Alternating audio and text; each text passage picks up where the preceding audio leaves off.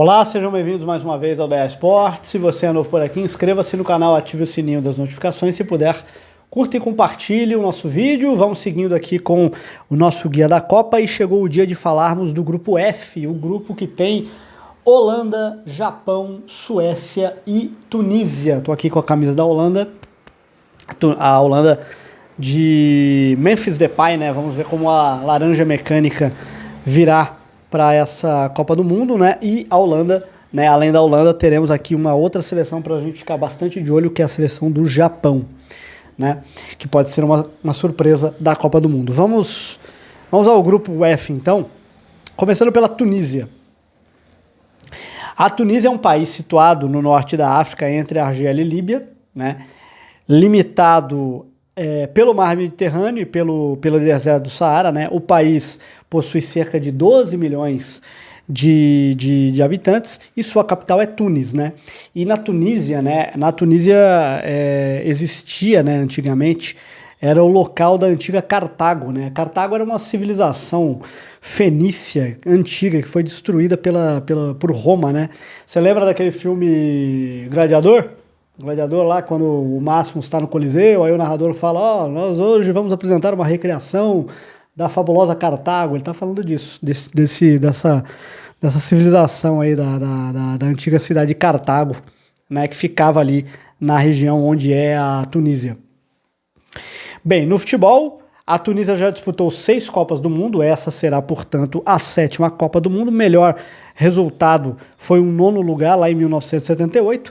Em 2022, né, a Tunísia participou da Copa do Mundo de 18 e participou da Copa do Mundo de 22, né?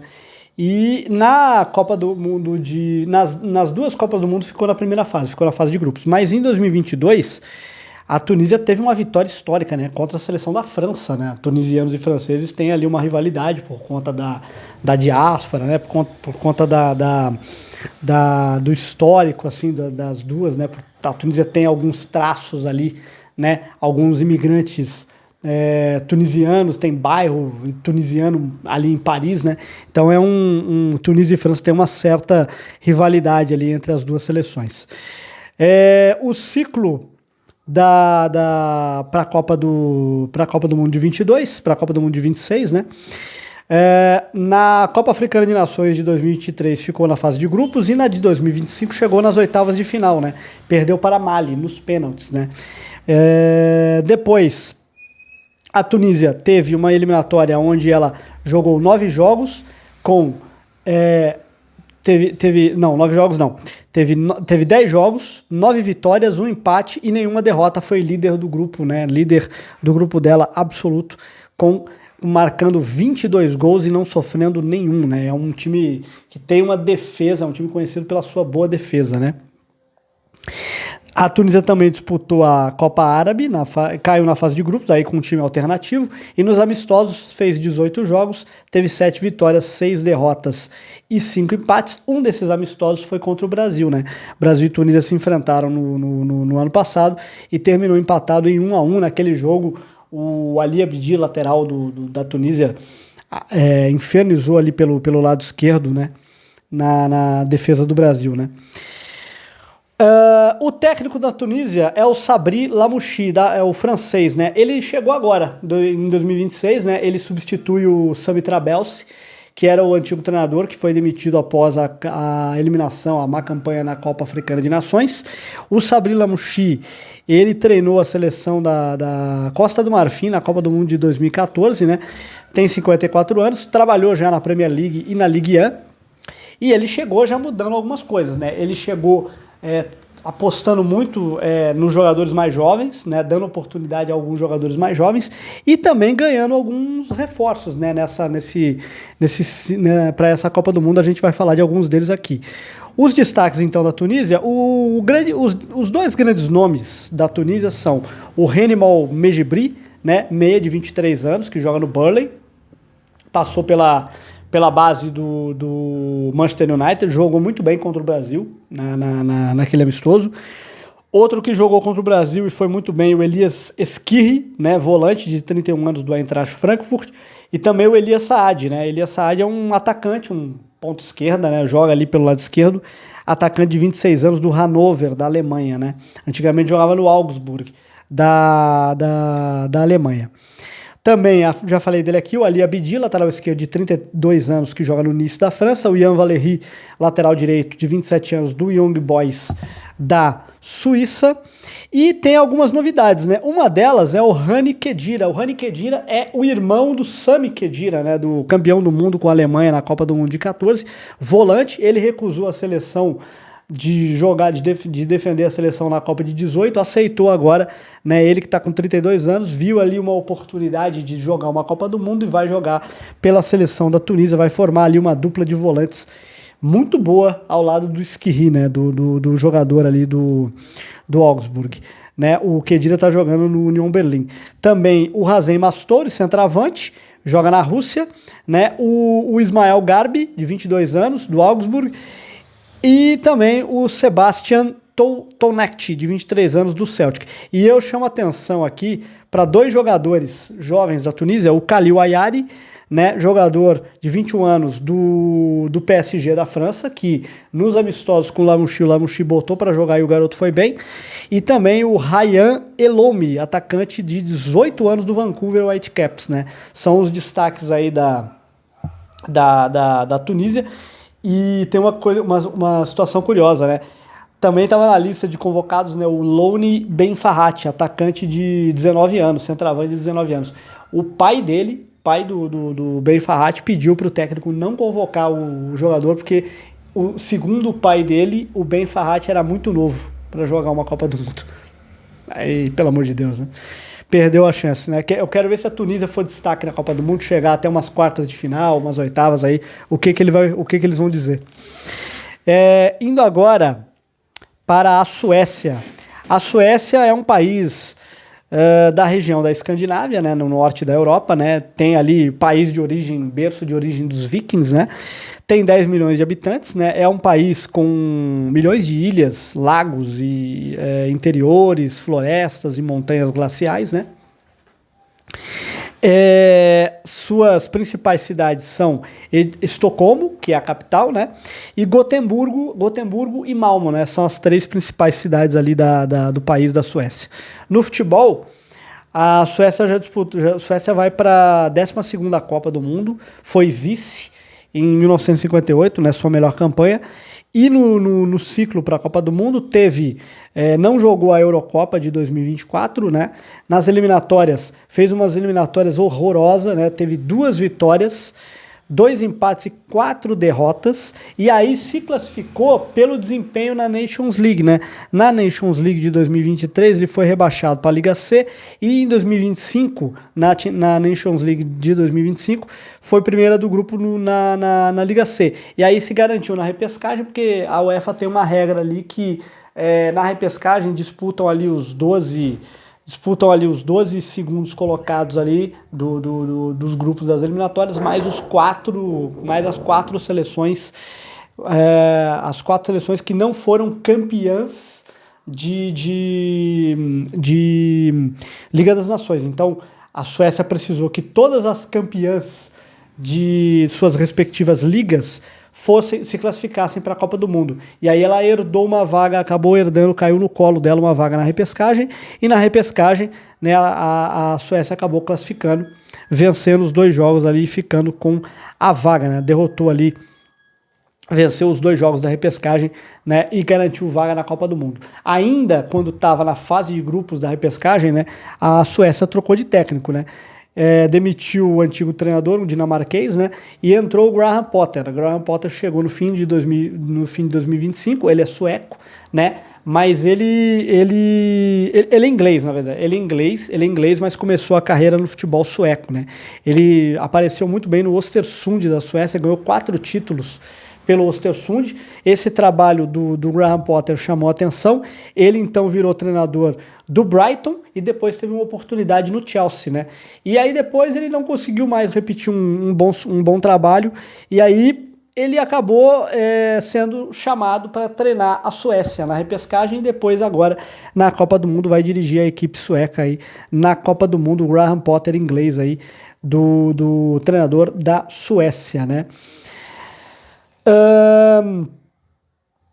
Os destaques da seleção sueca, o Victor Lindelof, né, zagueiro de 31 anos, ex-Manchester United, que está no Aston Villa, né, foi campeão da Liga Europa, né, pelo Aston Villa.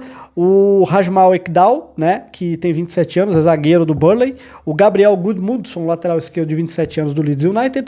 O Yassin Ayari, de meia, de 22 anos, né, joga no Brighton. O Jacob Karlsson, meia de 30 anos, da Udinese da Itália, e aí os três principais destaques, né? O Anthony Elanga, de 24 anos do Newcastle, o Alexander Isak, de 26 anos do Liverpool, atacante, e o Viktor Gyökeres, vice-campeão da Champions com o Arsenal no último sábado, atacante de 27 anos. Esses são os destaques aí da equipe da Suécia, da seleção da Suécia para essa Copa do Mundo, né? Vamos falar agora do Japão. O Japão que para mim tem tudo para ser a grande surpresa, uma das grandes surpresas dessa Copa do Mundo, né? O Japão, ele é um país insular, né, no Oceano Pacífico, né? Possui 124 milhões de habitantes, né? E é o país, né? É um país conhecido pela sua alta tecnologia, o país dos tokusatsus, dos animes, né? Dos kaijus, né? Do Godzilla, né? Do Goku, do Naruto, Jiraiya, né, Jaspion, né, aquele anime de futebol Super Campeões que passava na manchete, né, é uma terra também conhecida pelos famosos trem-balas, né, o Shinkansen, né, e é um país, assim, lindo, assim, cheio de palácios imperiais, santuários e templos, parques nacionais, né, montanhosos, assim, muito, muito bonito a cidade, muito bonito, assim, o país, né, o Japão, né, e as principais cidades, né, Tóquio é a capital, né, tem Osaka, Kyoto, Yokohama, onde o Brasil ganhou o pentacampeonato, né, tem Nagoya, Sapporo, Hiroshima, né, onde tem lá o memorial devido à Segunda Guerra, né, a bomba de Hiroshima, né, é um país, realmente, o Japão é um dos países mais fantásticos, assim, do planeta, né. O ciclo para a Copa do Mundo, né?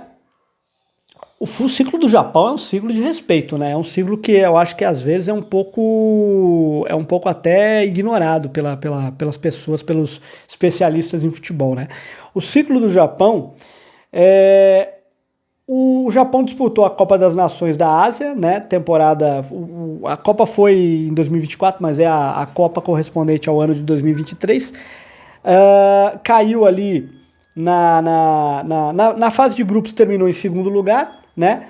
Mas nas quartas de final acabou eliminado para o Irã, né? Ficou nas quartas de final, a seleção do Japão acabou caindo nas quartas de final para a seleção do Irã. Nas eliminatórias foram 13 vitórias, 2 empates e 1 derrota, líder absoluto, né? E nas eliminatórias da Copa da Ásia, né, foram 6 vitórias, nenhum empate, nenhuma derrota, né? E também disputou a Copa do Leste Asiático, que é uma competição local lá, onde foi campeão, mas aí com um time mais alternativo, né? O treinador da equipe do Japão é o Hajime Moriyasu, né? O Hajime Moriyasu está desde 2018, né?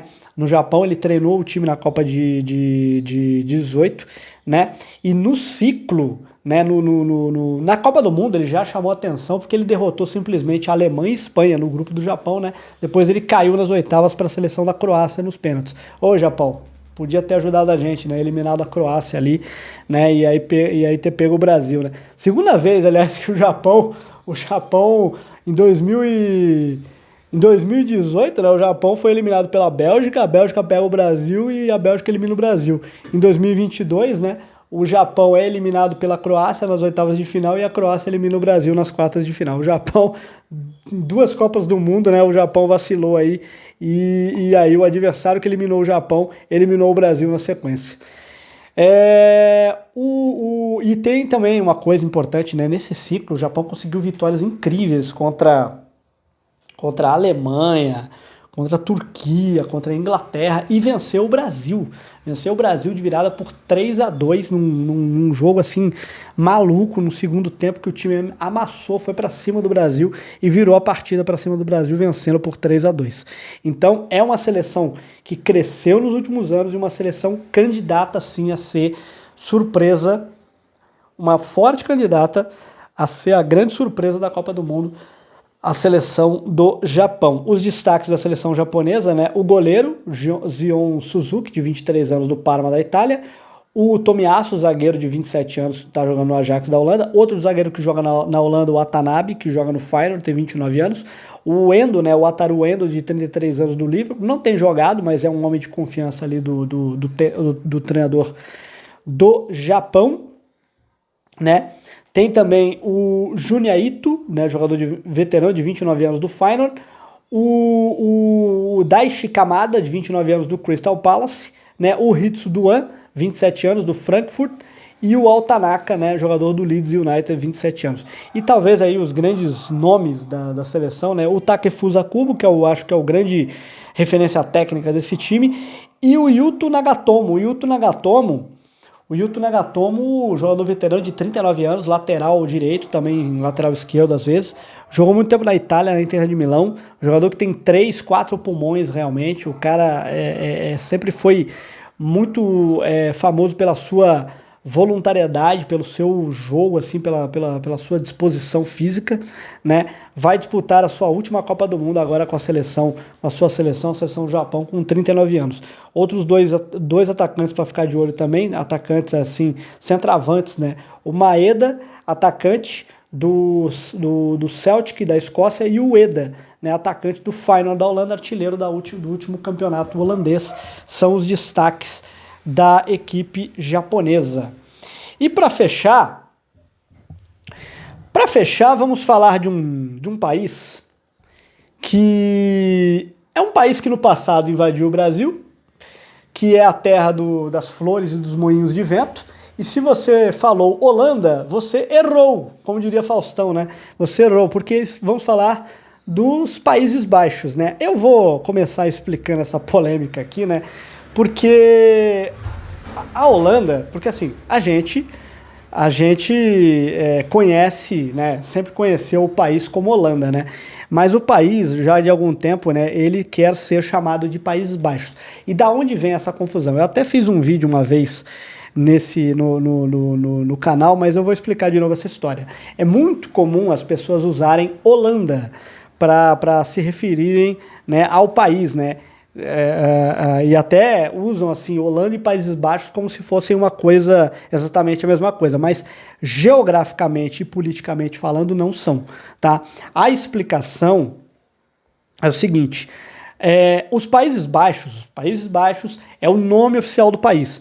Netherlands em inglês significa terras baixas, então o nome oficial do país é Países Baixos, ou no literal é terras baixas, né? Netherlands. E aí o povo, inclusive, né, o idioma é o neerlandês e o habitante é o neerlandês, o habitante também é o neerlandês, né? Ele é composto, a Holanda é um país composto por 12 províncias.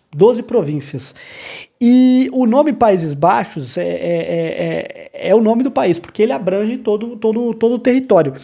E aí, da onde vem esse nome Holanda? A Holanda é o nome das duas principais províncias do país, né? A Holanda, ela representa uma região histórica ali do país, que tem a Holanda do Sul e a Holanda do Norte, né? Que são as duas províncias mais famosas do país. A Holanda do Norte é onde fica Amsterdã, e a Holanda do Sul é onde ficam Roterdã e Haia, né? Ali na Holanda, são cidades importantes ali da Holanda. E o país, ele quer ser chamado de Países Baixos, né?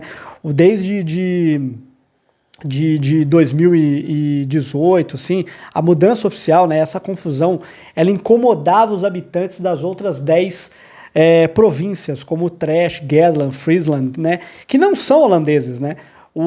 Por isso, em 2020, o governo do país decidiu fazer uma campanha para deixar de usar o termo Holanda e em campanhas de marketing, logotipos oficiais e materiais de turismo, adotando exclusivamente o nome oficial Países Baixos. Então, o nome oficial do país é Países Baixos, mas a gente se habituou a falar Holanda por causa das duas províncias ali mais famosas do país, né, a Holanda do Sul e a Holanda do Norte, e também tem a ver com uma questão que no tempo ali das navegações, né, das navegações, né, os habitantes dos Países Baixos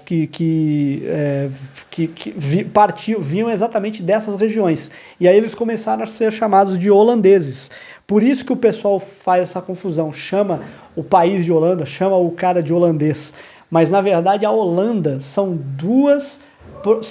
as duas principais províncias do país, né? O país mesmo é conhecido como Países Baixos, né? Feita essa explicação geopolítica, né? Vamos falar da seleção dos Países Baixos, né? Como eu falei, o Reino dos Países Baixos é uma monarquia constitucional parlamentarista, né, e democrática. É um país da Europa, né, ali, que no passado, né, eu já disse, tem uma história que invadiu o Brasil, né, até é famoso ali pelos moinhos de vento, pelas flores, né. E falando do futebol agora, a Holanda vai disputar a sua 12ª Copa do Mundo. É a seleção que tem... E a seleção tem 3 vice-campeonatos. Ela tem um vice em 74, com aquele time do Cruyff, do Nesken, treinado pelo Rinus Michel. Em 78, perdeu para a Argentina. E em 2010, com aquela geração do Robben, Van Persie e Sneijder, perdeu para a Espanha. Sua camisa é laranja, em homenagem à Casa Orange Nassau, né? E homenagem à família real holandesa, né? A família real do país, né? Por isso, a Holanda usa esse uniforme aqui na cor laranja, né? A camisa da Holanda é uma das mais bonitas assim que existe de seleções, né? É muito difícil você ver camisa laranja da Holanda feia, né? A camisa da Holanda realmente é sempre muito bonita, né? E no ciclo para a Copa do Mundo, a Holanda disputou a Euro de 2024, né? Chegou até a semifinal, disputou a Nations League de 2023, perdeu em casa, né? Ficou em 4º lugar, né? Disputou a Nations League 2023, caiu para a Croácia na semifinal, ficou em 4º lugar, perdendo para a Itália. Em 2025, a Holanda chegou até as quartas de final, caiu nas quartas de final para a seleção da Espanha, e nas eliminatórias da Copa, né, ficou no grupo G, com Polônia, Finlândia, Malta e Lituânia. Teve 8 jogos, 6 vitórias, 2 empates e nenhuma derrota, foi líder do grupo absoluto. Os amistosos, 6 jogos, 4 vitórias, uma derrota e um empate, né? E vai fazer mais 2 amistosos agora essa semana contra Argélia e Uzbequistão. O treinador é o Ronald Koeman, treinador de 63 anos, ex-zagueiro, né? Jogou no Barcelona, né? Jogou no Feyenoord, né? Jogou no PSV, jogou nos 3 times da Holanda, né? Ficou marcado pelo gol do título da Champions, o primeiro título da Champions do Barcelona. Ele já tinha treinado a Holanda depois da Copa de 18, mas depois ele saiu para treinar o Barcelona, né? E aí voltou. Depois que ele foi demitido do Barcelona, o Van Gaal sai depois da Copa do Mundo de 22, e aí o Koeman volta a treinar a seleção da Holanda. E na convocação para a Holanda, ele teve algumas polêmicas, né? A grande ausência foi o Frimpong, né? O Frimpong ficou de fora devido a questão física, né? Foi escolha do Ronald Koeman, e ele leva todo mundo. Ele vem assim com algumas escolhas um pouco duvidosas, né? Por exemplo, goleiro. Ele levou os 3 goleiros, o Flecken, o Hufs e o Verbruggen, né? O Verbruggen é o titular, né? Os defensores, o Ake, o Van Dijk, né, titulares absolutos, o Van de Ven, o Dumfries é praticamente um ponta, né, ele é praticamente um ponta jogando na lateral, né, o Jorel Rato do Chelsea, jogador de 18 anos, o Van Heck, né, o Timber, né, do Arsenal, né, o Van de Ven do Tottenham, né. Pro meio campo ele aposta no Gravenberch, no De Jong. O De Jong não jogou a Eurocopa, então isso é um reforço que ele tem, né? O Frank De Jong do Barcelona, o Kopp Meiners, o Reinders do Manchester City, né?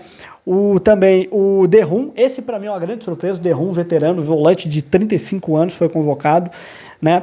O Gustil, outra surpresa, jogador de meio campo, meio armador do Ajax, meio armador do PSV, de 28 anos, né?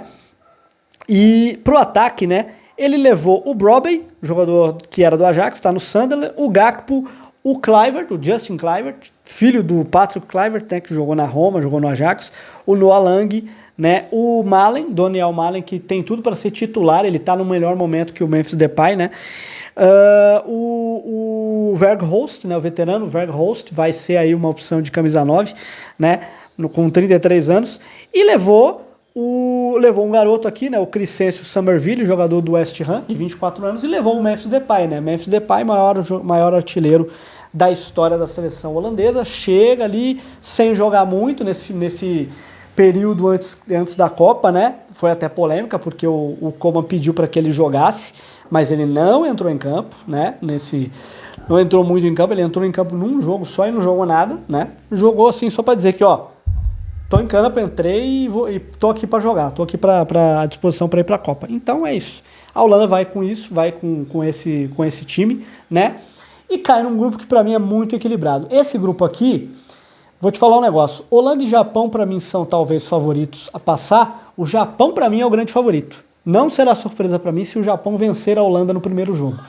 E eu acho que pode pintar um terceiro colocado aqui, um melhor terceiro, que talvez aqui seja a Suécia, mas a Tunísia é um time, às vezes, subestimado, né, na África, e ele pode aprontar. A Tunísia engrossou naquele amistoso pro Brasil.